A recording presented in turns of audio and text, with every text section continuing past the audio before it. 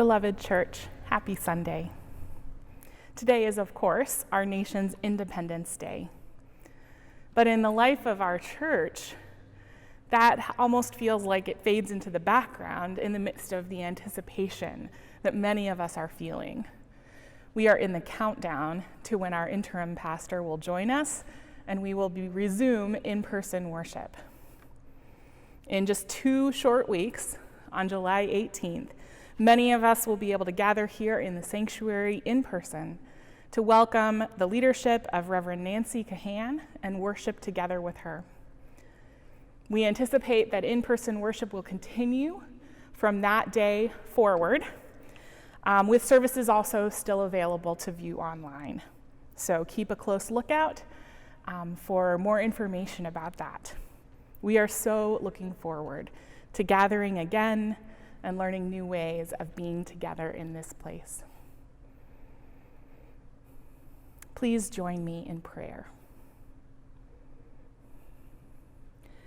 May the words of my mouth and the meditations of all of our hearts be pleasing in your sight, God, who is our end and our companion on the journey. Amen. A couple of months ago, I bought a book on a whim. I don't do this often, but I was at our local bookstore picking up a gift for someone else, and a book on one of the display tables caught my eye. It's called The Body is Not an Apology. And I haven't gotten the chance to read it yet, but I eagerly brought it home to put in my soon-to-be-read pile. When I showed it to my spouse, Barrett, he said, "Oh yeah, I'm glad you got it. I thought you would like that one." After observing the blank look on my face, he reminded me that weeks before he had read a review of this book and recommended it to me. And I forgot. I had no memory of the conversation. Does that happen to you sometimes? I could make the case that my particular spouse makes a lot of book recommendations, and so it might not be possible for me to remember all of them. But the truth is that I just don't always pay super close attention to everything he says. Sometimes, whether I'm making dinner or scrolling on my phone, composing a work email in my head, or dreaming of putting a pond in my backyard, sometimes I just tune him out. I do it with my kids too. The COVID months, in which we were all working from home and doing school from home, has made it worse. But I think that this phenomenon is not unique to my household. I think it is easy for all of us to tune out the people we live with and miss some of what they share with us. Sometimes proximity makes it easier to dismiss what someone is offering. And this is what we see happening with Jesus in his hometown. After months of traveling around, building a reputation as a healer and a powerful public speaker, a transformative leader, Jesus brings his ministry back to his hometown. Instead of actually listening to what Jesus is teaching, though, the folks in his hometown tune him out. They dismiss his message because they know him so well. They remember when he went by Josh, not Jesus. They know his mom. They still have that bookshelf that he made with his dad, and it's an okay bookshelf. But could little Josh, who couldn't cut it as a carpenter, really have something important to share with them? Could he really be the one doing all these incredible things that people are talking about? Could he really have the authority to teach them something about God when they are the ones who taught him table manners? Proximity makes it easier for us to dismiss people. Whether it's tuning out family members because they're around all the time, or pigeonholing people that we've known for a lifetime and refusing to believe that they could grow into new skills or new wisdom, the more we know someone, sometimes, the easier it is to dismiss what they have to offer. It's also easy to dismiss ideas that challenge us. And that's the other dynamic here in Jesus' hometown. When Jesus returns, he's returning along with this whole entourage of people who have upended their lives in order to travel with him. There were the 12 apostles, the ones whose names we know, but based on the description of this crowd of followers, other places in this gospel and the other gospels, it's likely that this crowd was really more like 50 to 100 people traveling with Jesus from town to town. That's a lot of people who have upended their lives because they take Jesus seriously. And for the folks in Jesus' hometown, it's too much to swallow. They can't quite imagine that Jesus, who grew up down the street, could know something about God that would warrant a complete lifestyle overhaul. And so Jesus doesn't stay long. He cannot do effective ministry among a community that does not have faith in him. Now, if you've been paying attention for the last few weeks, you might say, Pastor Sarah, doesn't that contradict what you told us just a couple weeks ago? When Jesus calmed the storm, you said that no lack of faith could stop Jesus from saving the disciples. So why is a lack of faith stopping Jesus from doing ministry with these town folks? And I would say, that is an excellent question. Which, pro tip for parents and teachers out there, that is a great response when you don't have a good answer and you need a moment to think. That is an excellent question, I would say.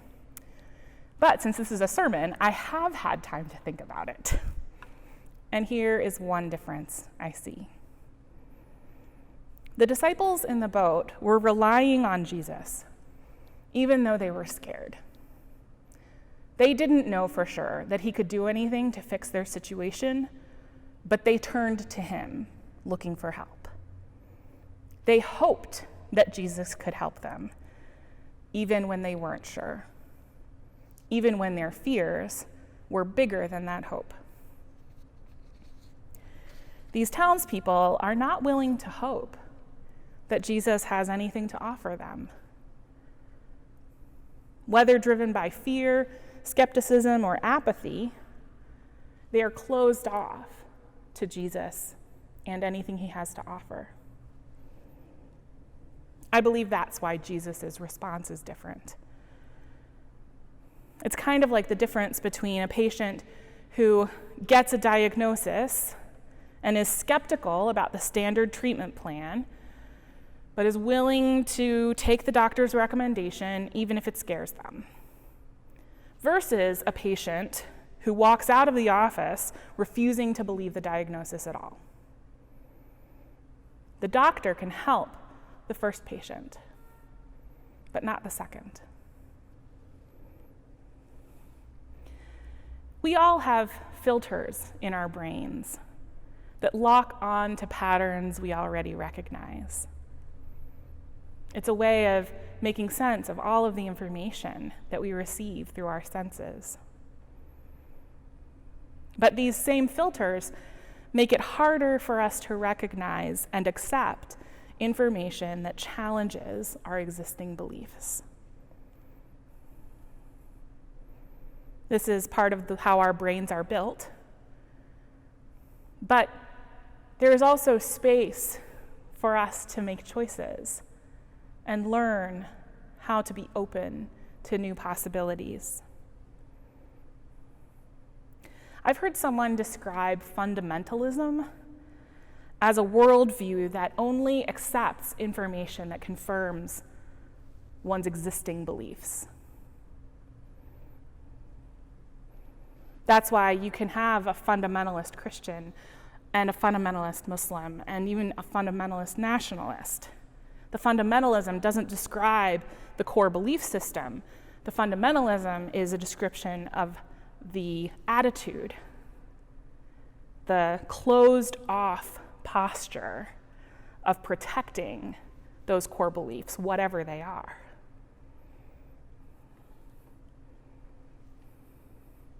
That description of fundamentalism leads me to this conclusion, that the opposite of fundamentalism is curiosity, genuine interest in learning new things. In a Christian tradition like ours, I would argue that curiosity is one of our most valuable spiritual practices, because that openness to new information and new ideas is how we experience a God who is still speaking into our world. We don't view the Bible as a book that gives us definitive and unchanging moral prescriptions. We view it as a collection of human experiences of God, compiled so that we can investigate them and see how they connect with our own experiences of God. In this church, we've been working hard to cultivate curiosity in our faith formation programs. The curriculum that we use with Kids Church focuses on wondering questions. We avoid asking the kids questions that have a right or a wrong answer. Questions like, when were the disciples supposed to shake the dust off of their feet? You know those kinds of questions that are designed just to check whether kids were paying attention. We don't do those. Instead, we try to ask open-ended questions that invite and nurture genuine curiosity. Questions like, I wonder why Jesus sent the disciples out in pairs. I wonder what things you always do with a buddy. I wonder what it would feel like if you did those things by yourself.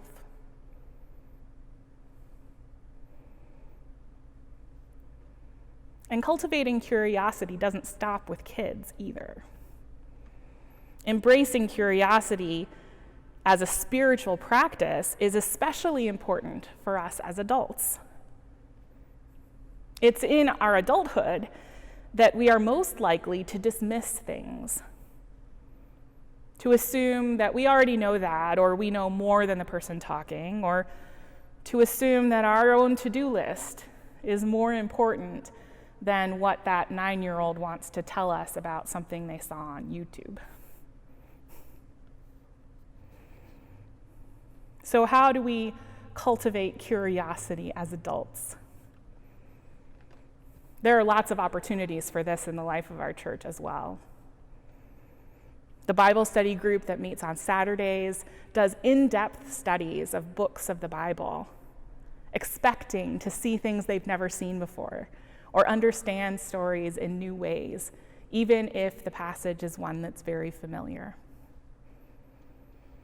The Aging with Attitude group recognizes that learning and growing continues throughout our lives, and that learning new things improves the experience of aging.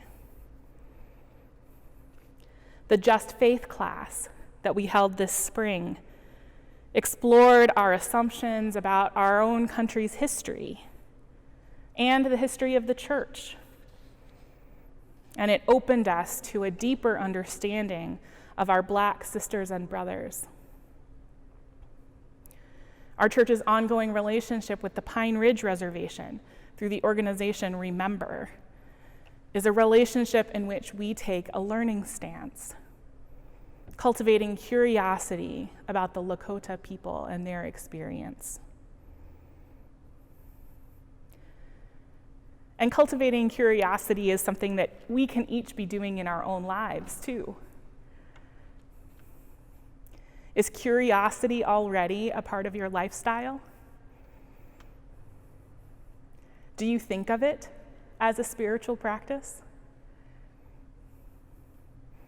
Everything from therapy to journaling, gardening to art classes, a newspaper subscription, or an astronomy hobby. There are so many ways that we can cultivate curiosity about ourselves and our world and each other. And all of that curiosity, all of that investigation and attention is spiritual.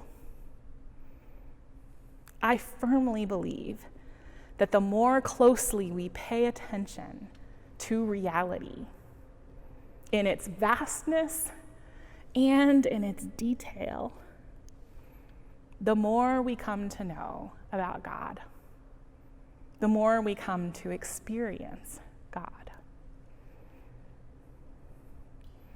So here is my prayer for us, for this church in our season of change. May we be open. May we be open to each other, tender-hearted and curious. May we be open to our differences, our differing experiences and opinions and perspectives. May we trust that the more differences we can share and learn from, the more truth we will discover. May we be curious about each other, curious about our history, and curious about the possibilities ahead. May we resist the temptation to dismiss things we have tried before and the temptation to dismiss things we have never heard of. May we be open to Jesus, to his words, to his example, to his power.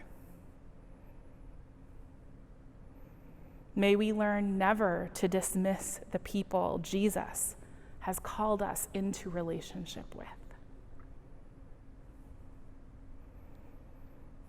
And through this curiosity, may we grow in love, learning to love in ourselves and each other, possibilities we never imagined. Amen. Amen.